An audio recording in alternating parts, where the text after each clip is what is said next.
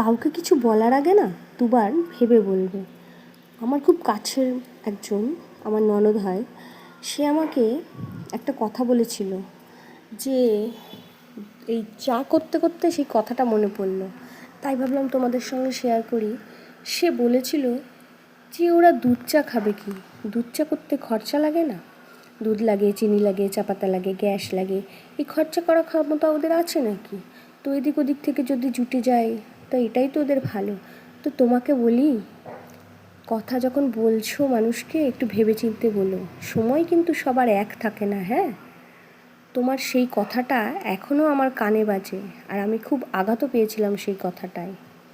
তো দেখো, আমরা এখন দিনে 3-4 বার করে না দুধ চা খাই, আর রং চা সেটা আমাদের মুডের উপরে। তো তুমি যদি ভিডিওটা দেখো না, একবার মনে করে দেখো কথাটা তোমার সেদিনকে কী বলেছিলে, আমার কতটা খারাপ লেগেছিল।